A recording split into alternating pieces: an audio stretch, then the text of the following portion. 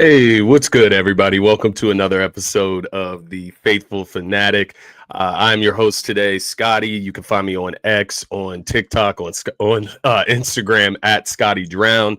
And of course, the Faithful Fanatic is brought to you by DSM-Media, which you can find on social media at DSM_media. On this episode, I think we keep it pretty simple. As you can see, my co-host Dylan is not here today. He's actually sick. His throat is all messed up, so he can't even talk right now. So I got us covered for today. We'll get through this episode, and then hopefully Dylan can rejoin us on Sunday for Turf Talk and Eagles pregame for the big showdown in Dallas against the Dallas Cowboys. As I mentioned at the top of the show, we can keep it simple today. We're just going to jump into the Sixers and Bucks matchup that took place last night. Obviously, Tyrese Maxey's huge night. It was a career night. Ended up with a career high 54 points. More importantly, the Sixers come away with a much needed W in Milwaukee in OT. So we'll talk about that game. We'll talk about some takeaways. We're going to talk about Tyrese Maxey, for God's sake, because if there is one light in Philadelphia, he has got to be one of them. Between him and, for my money, Jalen Hurts, to have these guys in this city right now. Not only are they, obviously great in the respective sports, but they're just great dudes in general. I mean, I was, listening to the broadcast last night about Tyrese Maxey and his charity and everything they're doing this Thanksgiving for families in the area, and obviously back home in Texas for him. And it's just awesome with this guy who I got to watch basically as a kid grow into the man that he is now and into the superstar that he is now in the NBA. So we're going to definitely spend some time on Maxey and talk about him, but I definitely want to touch on this Eagles-Cowboys matchup. We're going to talk about some of the narratives leading into that matchup. You got Jalen Carter in this game. He wasn't able to play in that first game after a dumb mistake spitting on Dak. All this talk about Jalen Hurts. It is kind of exhausting, but I got time today. We're going to talk about it. We can address it. And, I'm just going to start by saying I just mentioned how much I respect Jalen Hurts and what he's done for the city of Philly.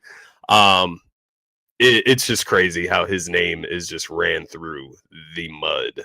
Whenever things just get a little foggy, they're 8-2 right now, get a little foggy, right? The offense isn't playing good right now, but I can tell you this, we've been here before. Going to look at a few stats from the last season and some things that took place there, but let's dive right in. I'm going to start with the Sixers and Bucks. Just get right in there. That was obviously the most recent matchup that took place here. Last night, you have a Sixers win in Milwaukee, 123-114 in OT. The Sixers were up at first in this game. Milwaukee kind of finds their stride in the second quarter. Sixers struggle in the second quarter. I believe they had 22 points. Come out in the third quarter. That's obviously been the quarter that they've been struggling in all season. They come out, score 22 points again. But then they obviously finish the game with a strong fourth quarter and an even stronger overtime session. So obviously your eyes go to Tyrese Maxey, man.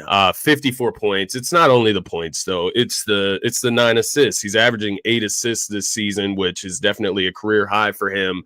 And that's been kind of I hate to use the term pain point with Tyrese Maxey. It's his passing. Like he's a point guard size, but he's not the Harden level of passer of the world, right? He's not a Ben Simmons level passer or facilitator, but he's grown and he's starting to look like that guy. And when you can score the way that Maxey can score at this point in his career, it's going to draw enough attention. You're going to get assists just off the attention you're getting, and there's going to be guys wide open all over the court. And that's what we're seeing right now, man. We used to see it with Embiid down in the post, down in the mid-range area, and he would receive those double teams. We're seeing Maxey get like this wall treatment that the Raptors were doing the other night. And the Sixers obviously struggled against the Raptors. They weren't able to win that game. They had some guys missing out of that game. But this is what Maxey's gonna keep on seeing throughout this season. Double teams, wall defenses, zone defenses built to stop him. And what I'm seeing this year is that a lot of the time it just does not matter what you do. It's a matter of Maxey just hitting his shots. He can get pretty much whatever shot he wants. I think the whistle is just going to keep getting better as these refs, you know how it goes, superstar whistle. I mean, for example, like Paul George comes back against the Clippers the other night, and he gets fouls that I have not seen any Sixers this season get in that game against the Clippers. And it's just, they talked about it on the broadcast. He's a future Hall of Famer. He's a perennial all-star. He's a superstar in the NBA. You're going to get superstar calls. And I think Maxey is going to continue to see those free throw attempts grow because he gets fouled a lot. He's always driving in the lane. He's going full speed. It's hard for defenders to keep up with him. He's very shifty. The handle is just ridiculous now. And, the best way for me to put it, last night specifically, because that's his big night. That's his career high, 54 points. That's a new level for Tyrese Maxey, right? It looked so much like Allen Iverson. Like, obviously, they're quick. They got the handle. They're shifty. They're smaller guards. They obviously can shoot the rock just very similarly. But it's just like the step back mid-range, just effortless. It's just ridiculous to watch. It was so smooth. There was a moment, I want to say in the fourth quarter. He had a stretch, 8 to 10 points in that stretch. He hit like 2 threes, got to the rack twice, hit a mid-range, and everything was just going straight through it wasn't touching the net. The ball was not touching the net when he went on that fire streak, and he ultimately got the Sixers back in a place where they could compete and win this game. I can't say enough about Tyrese Maxey, man. I feel like, we I don't know about you guys. I'm not going to say I'm not going to speak for other people, but I was pretty high on Tyrese Maxey coming out of college, coming from Kentucky when we got him on the 21st pick. You see him in that first season. You see the skill set. He didn't show everything. He did have a big game, right, when they were down a few men. But you saw the skill set. Wasn't the greatest shooter. Then the second year, he shows you he can shoot, right? And then, as I said, you wanted him to progress as a playmaker and understanding the game and just growing into an NBA player, a professional player, right? And now I don't know. I could have seen him being an all-star. I couldn't see him being in talks of like one of the best guards in the league. Like, obviously SGA's on another level. There's other guys. There's guys that you still put over Maxey, but where do we cap Maxey off is my question. What is his ceiling? What does that look like? He just scored 54. He's playing without Joel on a night-to-night basis. That used to be the running narrative, right? He's feeding off Joel. Joel gets double-teamed. Maxey gets a ton of open looks. He doesn't need to be open anymore. He's a splash brother. Like, he hits unbelievable shots. His range. He's shooting, 40 feet effortlessly? I mean, it's just hard to see where his ceiling is right now. 33 points per game. I believe that's second in the league right now. I think Luka's the only player that averages more right now. 4.7 rebounds. He's averaging almost 5 rebounds per game. Almost 8 assists per game. 7.9 assists.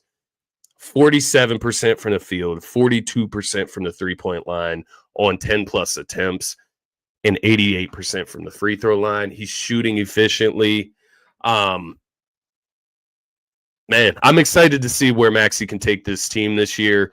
And obviously, that's just a starting point for this game. There was a lot of other things that took place. I think Maxey did steal the show.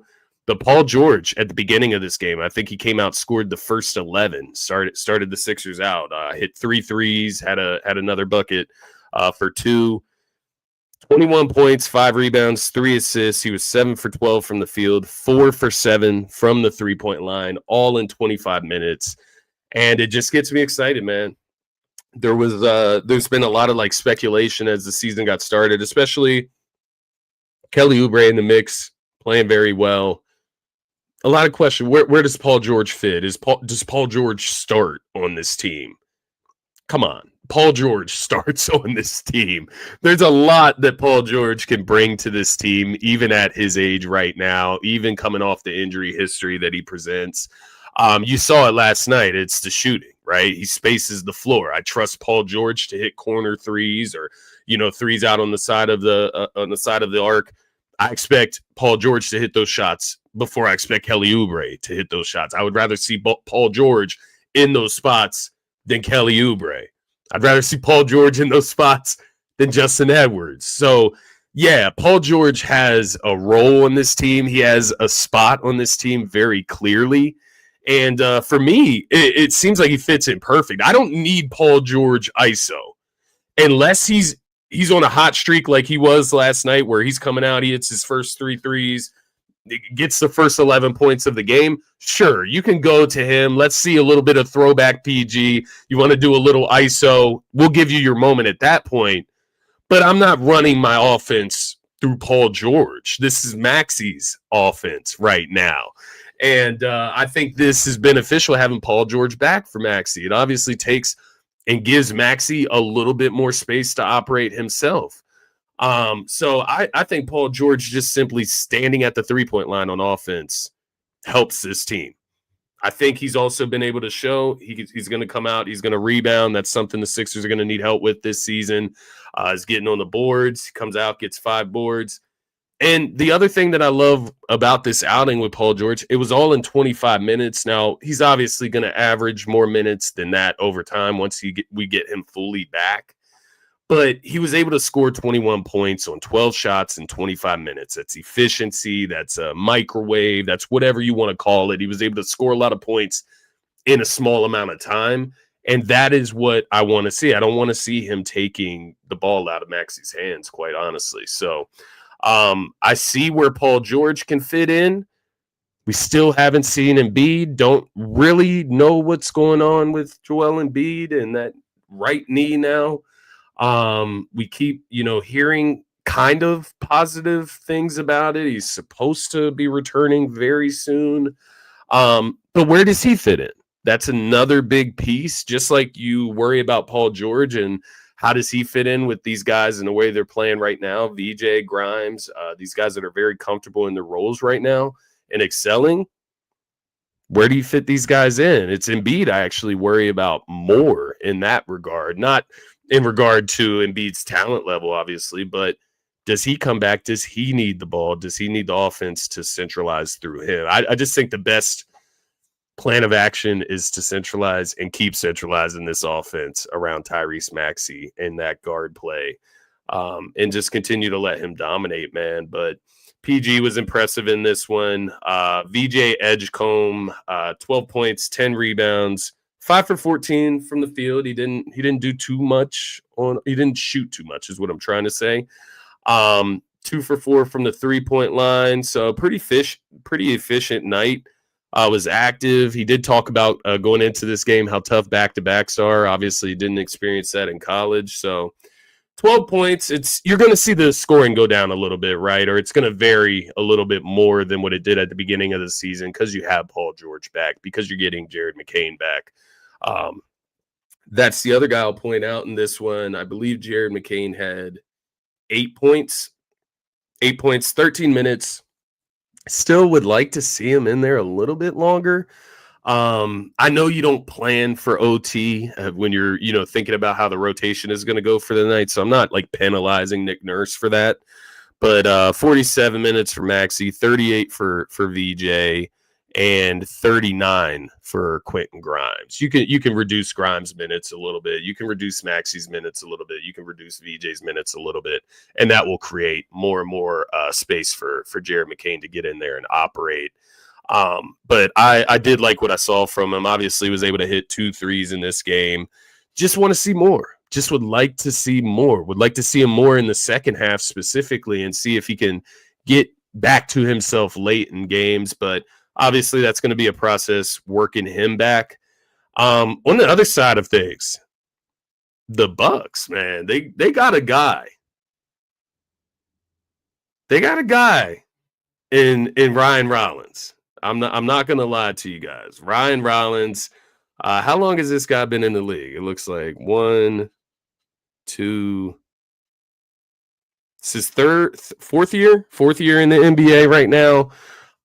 In this game, went off. He's having a great season, but 32 points, 14 assists, 6 rebounds, 13 for 26 from the field. Giannis was out in this game. He was able to, Ryan Rollins was able to kind of carry this team through the game and control the game for the most part until the Sixers were able to run away with it in OT. Very impressive, to say the least. But yeah, the only other thing that I'm looking at with the Sixers right now, Barlow, Edwards, Watford, Jabari Walker, still figuring that out, obviously, still getting all of those guys a mix of minutes. Last night, you see Dominic Barlow get 29 minutes compared to Trendon Watford's 14. You see Justin Edwards get 31 minutes compared to a Jabari Walker's 11. So is Justin Edwards earning his role, taking some of those minutes from Watford, taking some of those minutes from Jabari?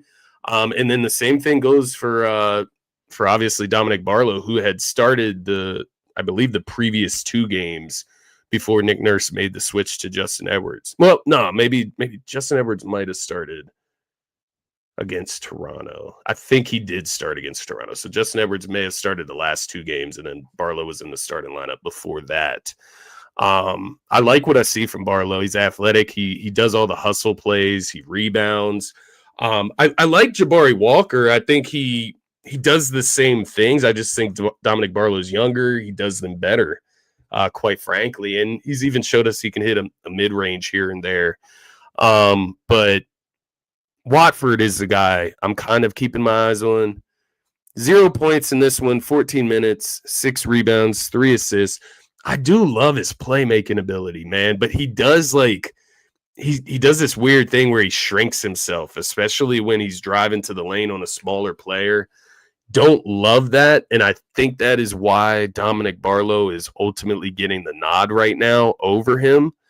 Dominic Barlow he plays a little bit more physical. He gets in there, he gets a little bit dirtier. He's a little bit more athletic. So I'm interested to see how that plays out. Who ends up, earning those minutes full time consistently, especially if and when Joel Embiid ultimately returns to this lineup. Also want to shout out Kelly Oubre. Obviously went out with injury. Don't believe he's been in the last 3. I believe it was an MCL sprain, something in his knee. Hopefully he can recover and get back on the court soon, because he was having a hell of a season so far. You look at what's coming up next for the Philadelphia 76ers, just to give a scope maybe towards the end of November as we get through the holiday season, which happy Thanksgiving, everybody, by the way. I know we're not there yet, but if I don't see you before then, happy Thanksgiving. Get some coffee there. Get through my day. No, but up next for the Philadelphia 76ers, we got 3 out of 4 games at home to finish the month of November. So you got the Miami Heat visiting this Sunday. You got the Orlando Magic visiting next Tuesday.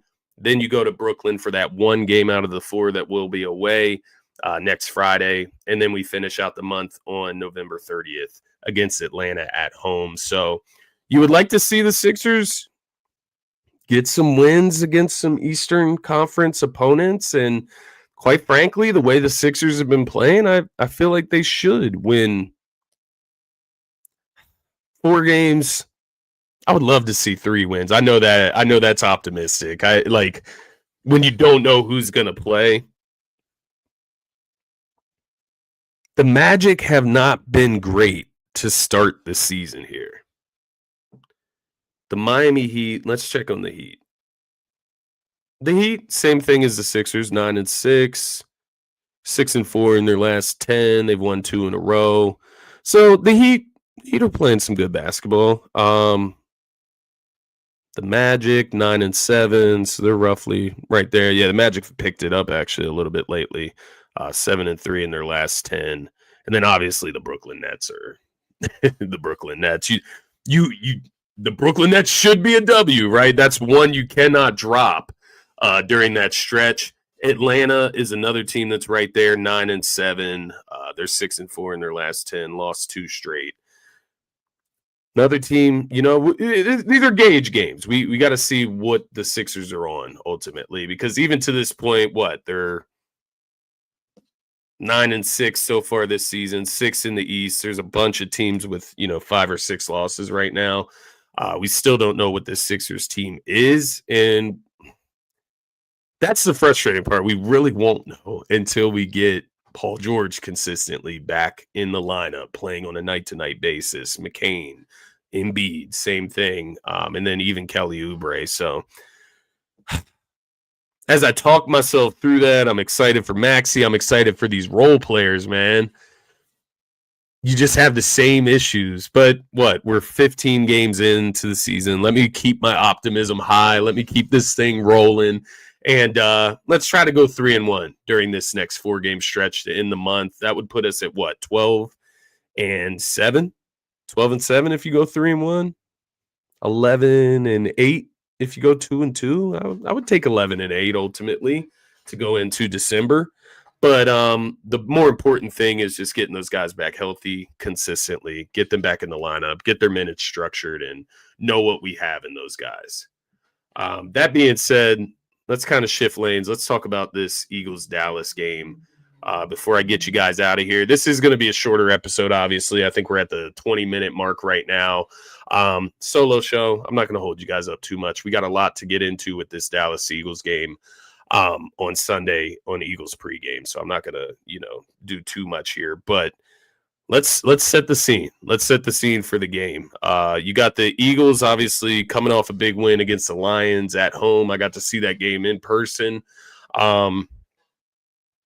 It's been bittersweet watching the Eagles the last 2 weeks, right? Like, they come off the bye week. You expect the offense to come out humming. It was actually the opposite. It was the defense that came out humming and controlling and dominating everything. And on the opposite end of the scale, the offense has been struggling. They lead the league in 3 and outs. It's not good right now. There's a lot of drama circulating that offense.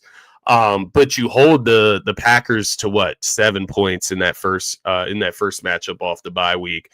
And then you go and you play the Lions in Philly and you hold them to 9 points. So holding these prolific offenses under 10 points is actually kind of ridiculous. This defense is flying around. That's why I say it's bittersweet, because at that game on Sunday night, I was enjoying the hell out of the defensive sessions. They were getting stops on 4th down. They got a turnover from Coupe de Jean, getting after the quarterback. Jalen Phillips dominating. Jalen Carter, Jordan Davis dominating. Nakobe Dean getting in there. QB hits. Exciting stuff. Only to be broken down and brought back down to earth by the offense. Because you get the offense right back out there. They go 3 and out. You see some dumb play calling. You see a route not finished by A.J. Brown, right? These little things that this offense just has to correct in order to get where we want to get to, which is ultimately another Super Bowl. So, yes, they're 2-0 out of the bye week. It's against 2 NFC contenders, we would definitely say, before this season started. And obviously people are not happy. That's not good enough. And part of it is fair, in my opinion. I think when you're the defending Super Bowl champions, I think there is an excellence expectation for your team that you have to go out there and you have to try to meet. And the bar is going to be set higher for the defending champions. I think that's fair. I think where it is unfair is still not recognizing the caliber of this Philadelphia Eagles team in regards to the rest of the NFL. To go out there and say, this team can't beat the Rams. Like, that's ridiculous. They beat the Rams already this season. There's little things like that I think are a little ridiculous, but set the scene. Philadelphia Eagles 8-2. They're traveling to Dallas against the Dallas Cowboys, obviously 4-5-1. They're coming off a big win in Las Vegas, man, 33-16. I say that with the quotation marks. I was watching Good Morning Football this morning, and man, have they fallen off? I mean, I just won't even get into that. It's not worth it. But they've fallen off, to say the least. And the people that I was listening to talk about the Eagles-Cowboys game, it's a bit ridiculous. Like, if you want to say, I'm worried about the Eagles because I think they're going to have to put up more than, 10 points or more than 14 points or more than 20 points to beat this Dallas team because you think Dallas's offense is rolling. Dallas does have one of the best offenses in the NFL. Dak Prescott is playing good football. They have also struggled against the Broncos, 2 weeks ago? Dallas got a bye week. They come out, they beat the Raiders in Las Vegas after bye week, and everything is like resolved. They're rolling. They're on their way to like competing for the playoffs. I don't think we need to jump to that conclusion. I'm not saying the Dallas Cowboys can't give the Philadelphia Eagles a game in Dallas at the AT&T Stadium, but to act like Dallas has like figured something out because they came out of a bye week and beat the Raiders in Las Vegas. Before the bye week, they lost in Dallas 27-17 against Jacoby Brissett in the Arizona Cardinals. The week before that, they traveled to Denver and lost 44 to 24 to the Denver Broncos.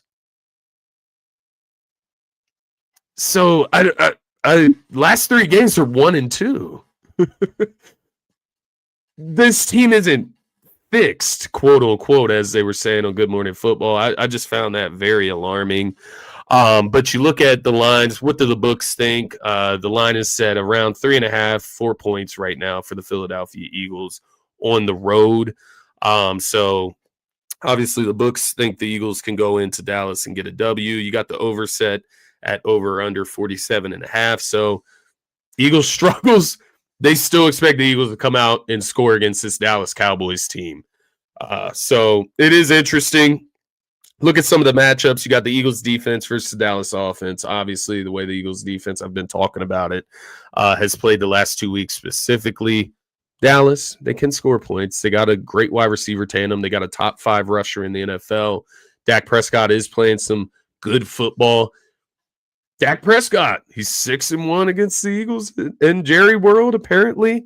I believe I saw a stat like 7-0. I can't remember what it was. 7-0 maybe against NFC East opponents in Jerry World. 6-1 against the Eagles, though, in the last 7 games at Jerry World.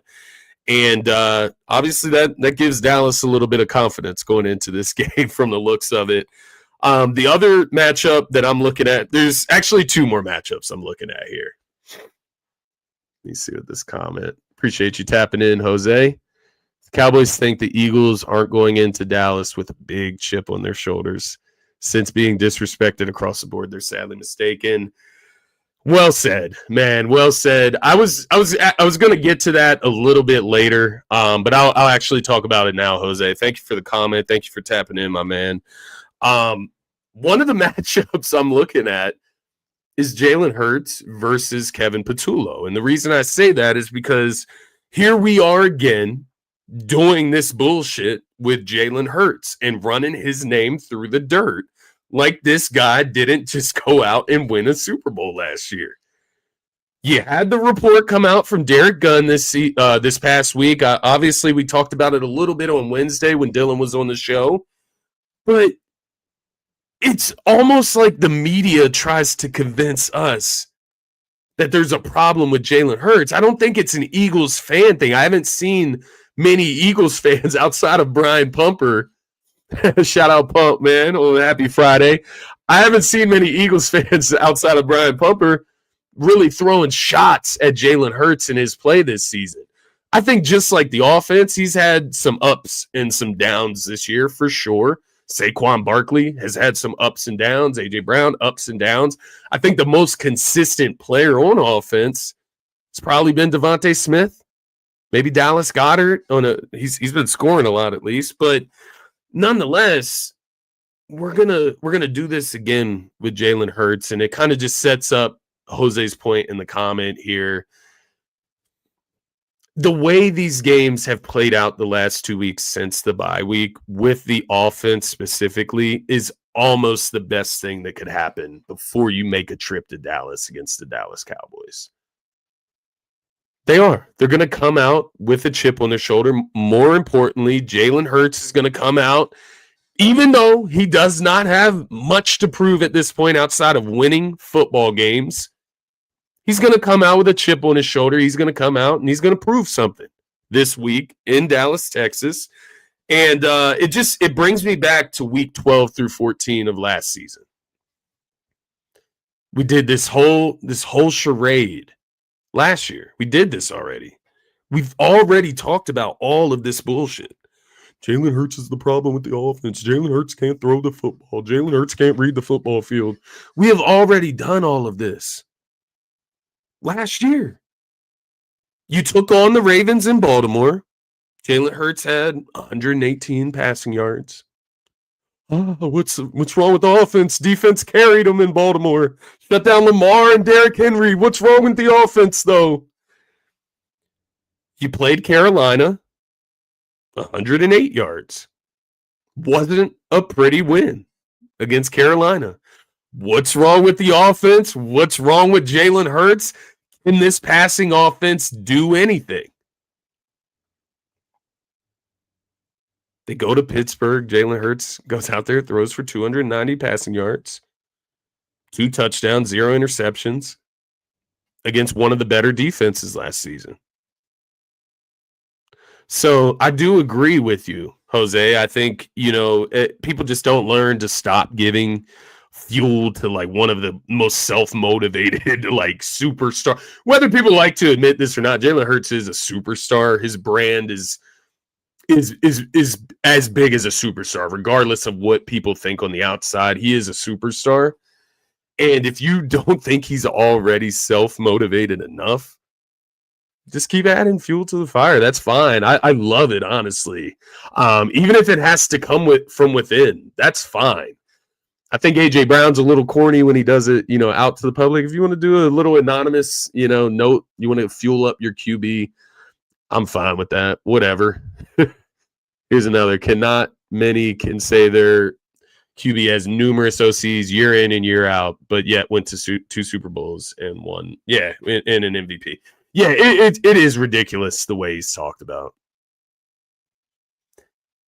It's kind of, what I was talking about on the last episode with Kevin Patullo even. Like, to be fair to Kevin Patullo, this last game was what? His 11th game being an offensive coordinator calling plays? He's a new offensive coordinator. There's going to be some struggles play calling. Like, it's when you start your job, you have to go through a training period. That's everyone, like Kevin Patullo, but I get it. We want results, and I do too, and there's too much talent on this offense, and a lot of the complaints are inexcusable, but a lot of the complaints stem back to Nick Sirianni. So, I say this next matchup, Hurts versus Kevin Patullo, I say that because Hurts is catching a lot of blame for a Kevin Patullo called offense, and then in return, Kevin Patullo is catching a lot of blame for Nick Sirianni concepts. Those route trees that you guys hate, that's Nick Sirianni. That's been the last 4 or 5 years, whatever it's been. That's his offense. Those are his wide receiver route trees. We've been saying the same thing since he got here. He's a great coach when it comes to player relationships, though. So you get a pass. He gets us to Super Bowls. He wins the Super Bowl. He gets a pass. Like, whatever. We got to figure it out. Kevin Patullo's got to figure it out. And then the other thing I'm looking at here, man.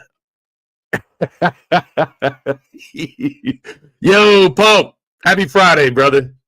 Tell me why, though. I'm here to talk. I'm here to chat today. Obviously, I'm by myself. I'll hear you out. Like, there is a world. If that offense comes out against Dallas Cowboys this weekend, let me be clear, because I wasn't going to get too into it until Eagles pregame on Sunday, but the Eagles will have to score more than 20 points to win this game. I think this Dallas offense is probably, it's definitely playing better than Green Bay's offense. It's definitely more talented than Green Bay's offense. The Lions, you get like an asterisk mark because it's Jared Goff in like the freezing cold. So he played like shit. You almost get a mulligan with the Lions in that game. They have a ton of talent. They score points. The Eagles defense did shut them down. This is in Jerry world. The Cowboys are going to score points this weekend.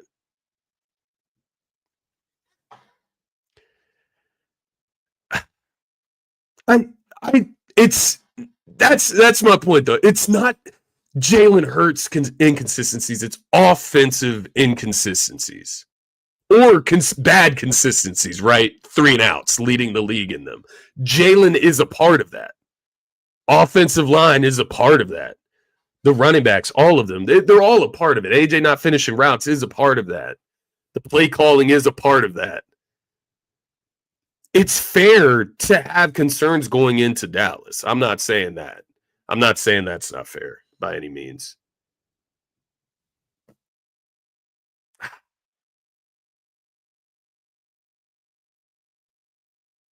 Slow compared to what to? Like, I don't know, man.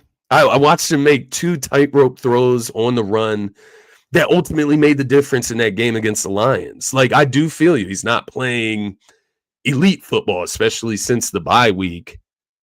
He's playing better than the other quarterback, which that's what's mattered. I do think he's going to have to play better than he has played in this game against Dallas.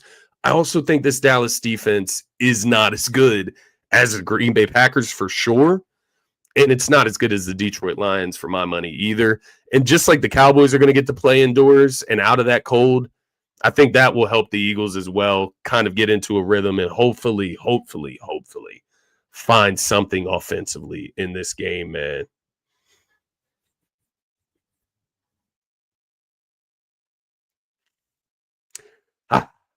I don't know. I don't know, Pump. I will keep an eye on his pace because I was in the stadium on Sunday. It's hard for me to kind of reflect that versus what I watch on screen, week to week, every other season or whatever the case may be.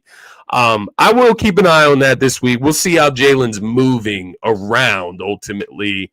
But man, for me, he just continues to make more plays than the opposing quarterback. And obviously the Eagles have a stellar defense right now. That matters. I think we both can agree, though. I'm trying to meet you in the middle here, Pump. We both can agree this offense has to play better in Dallas in order to win. I think we can agree there.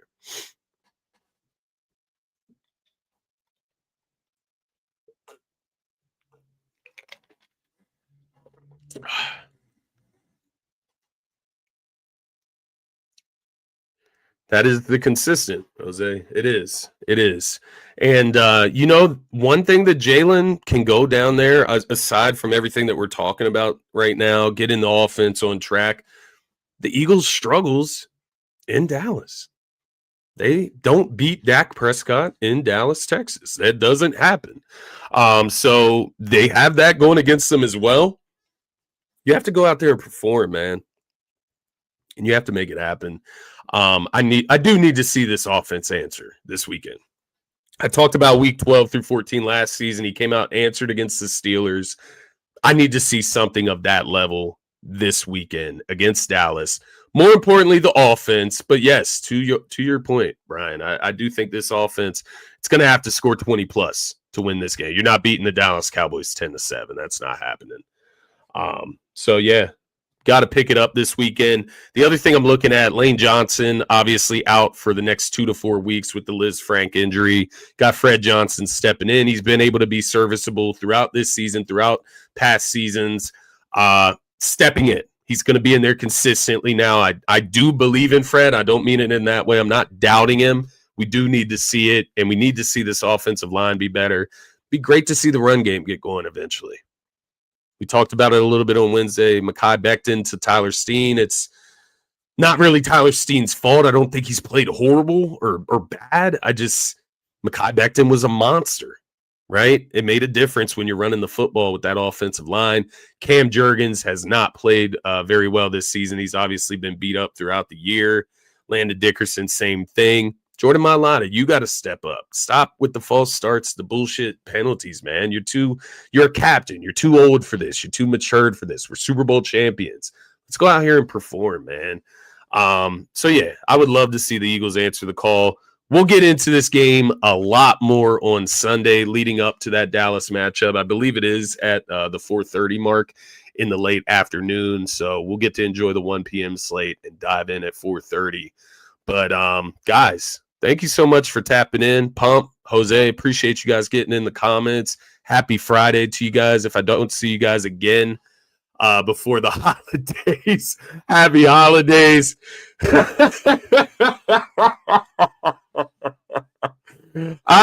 Bump, man, you are consistent. It's funny.